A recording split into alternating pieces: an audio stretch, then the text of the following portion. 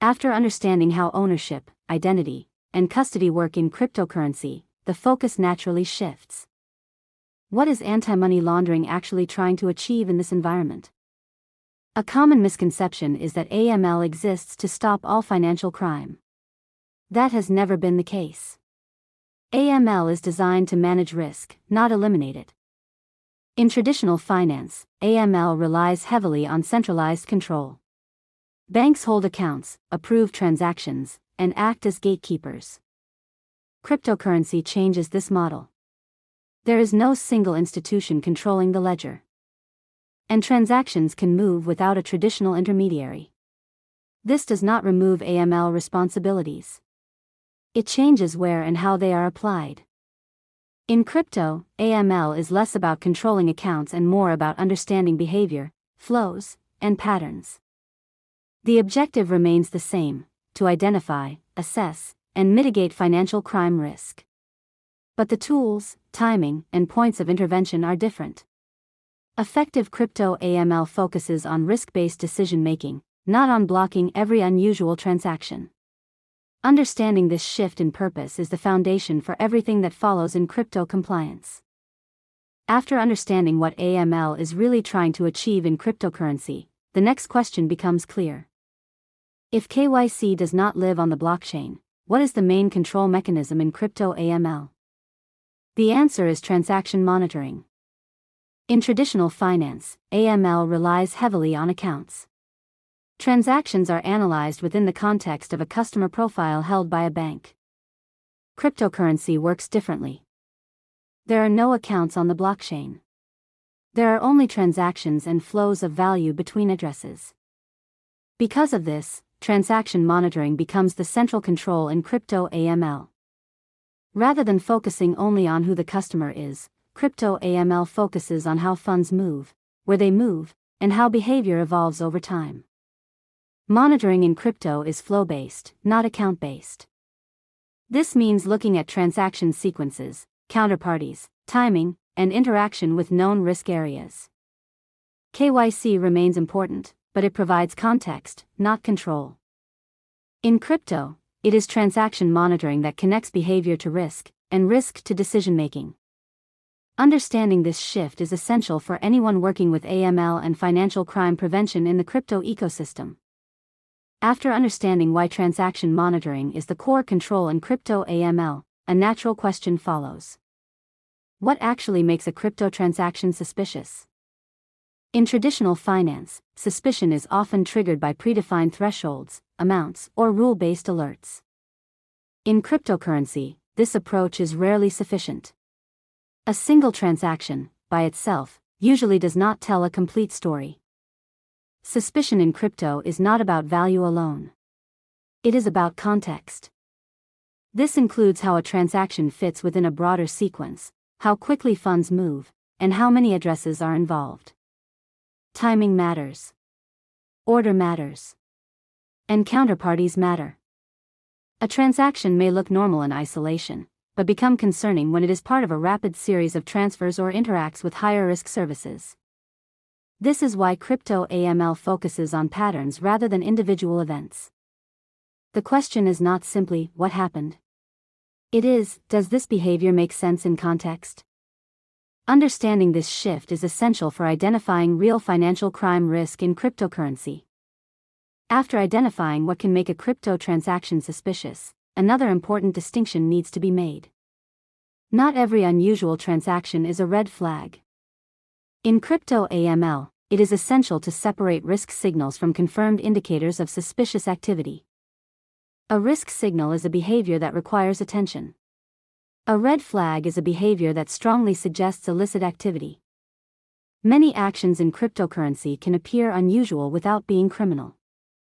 For example, users may move funds frequently for operational reasons, interact with new wallets, or use advanced tools for legitimate purposes.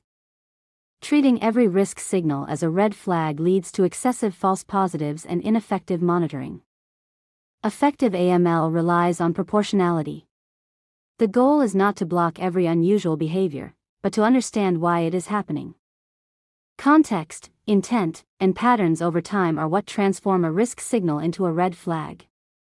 This distinction allows compliance teams to focus their efforts where risk is truly elevated. So what role do blockchain analytics tools actually play? At a basic level, blockchain analytics tools organize blockchain data. They trace the movement of funds and map how value flows between addresses. These tools also group related addresses together based on behavioral patterns. This process is known as clustering. Clustering helps analysts understand when multiple addresses are likely controlled by the same entity, even if no identity is visible. In addition, analytics tools label known entities. Exchanges, services, and mixers are tagged to provide context. This creates visibility, showing connections and transaction paths impossible to identify manually. However, tools do not determine intent. They do not decide whether activity is legal or illegal. They provide information, not conclusions. Understanding what these tools actually do, and what they do not do, is essential for using them effectively in crypto AML. It is tempting to believe that having analytics tools means compliance is solved. But analytics do not equal automatic compliance. Tools depend entirely on how they are implemented, configured, and governed. They rely on correct data ingestion, complete coverage, and updated scenarios. If monitoring rules are poor or alerts are ignored, serious risks go undetected. Tools can show activity and flag patterns, but they do not make decisions. Compliance failures happen because controls around the tool were weak, not because the tool was missing. Human judgment, escalation processes, and accountability remain essential. Buying a tool does not create a compliance program. Governance does. Understanding this is critical before examining real-world failures where advanced tools still missed risks.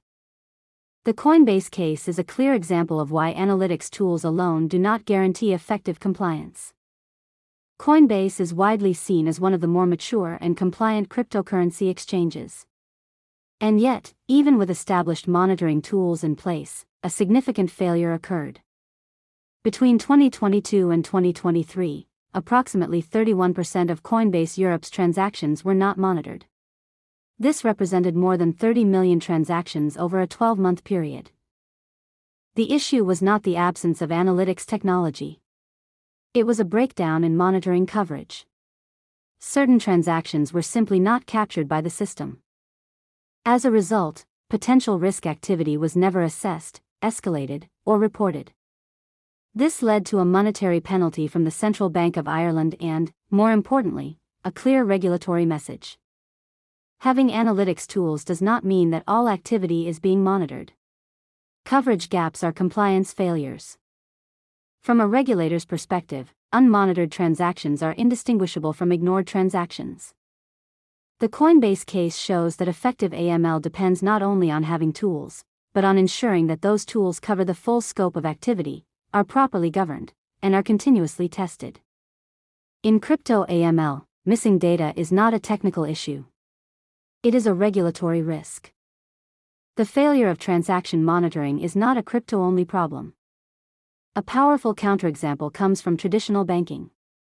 In the TD Bank case, regulators found that approximately 92% of transaction volume was not properly monitored over several years. This represented trillions of dollars in transactions processed without effective AML screening. TD Bank had policies. TD Bank had systems. TD Bank had monitoring tools. What it lacked was adequate coverage, governance, and escalation. Large portions of transaction activity were excluded from monitoring, and known risks were not addressed as the institution continued to grow. The result was one of the largest AML penalties in history, including criminal charges against the institution itself. This case makes an important point. AML failures are rarely caused by the absence of technology. They are caused by decisions about what gets monitored, how resources are allocated, and how risk is prioritized. From a regulatory perspective, it does not matter whether the failure happens in a bank or a crypto exchange. Unmonitored activity represents unmanaged risk. The TD Bank case shows that scale amplifies compliance failures. When monitoring breaks at scale, the consequences are not technical. They are systemic. One of the most difficult questions in AML is not identifying risk, but deciding when to act on it. When does unusual activity become an AML case? Not every unusual transaction is suspicious. And not every risk signal requires immediate reporting. In both traditional finance and crypto, AML is based on reasonable grounds for suspicion, not certainty. The decision to escalate depends on context, patterns over time, and the plausibility of legitimate explanations. However, once suspicion is established, timing becomes critical. Delays in escalation or reporting can be violations in themselves. This was made clear in the JP Morgan Germany case, where regulators imposed a €45 million fine not because the bank failed to investigate, but because suspicious transaction reports were filed too late. The regulatory message was explicit. Timeliness matters as much as accuracy. AML is not only about identifying suspicious activity. It is about acting on it without undue delay. Effective AML programs balance careful analysis with decisive action. Waiting too long can undermine investigations just as much as failing to act at all. Understanding when to escalate, and when delay becomes a breach, is a core skill in financial crime prevention. One of the most common mistakes in crypto AML is focusing too much on individual transactions. In reality, financial crime in cryptocurrency rarely happens in a single transaction. Single transactions often lack context. They may look unusual, but on their own, they rarely tell a complete story. Crypto-related financial crime emerges through patterns. It is the repetition of behavior, the sequence of transactions, and the structure of networks that reveal risk. This is why crypto AML focuses on network behavior rather than isolated events. By analyzing how addresses interact over time, analysts can identify clusters, recurring counterparties, and flow structures that indicate coordinated activity. The OKX case is a clear example of this. The issue was not one transaction or even a handful of transactions. It was the facilitation of more than $5 billion in suspicious flows across interconnected networks.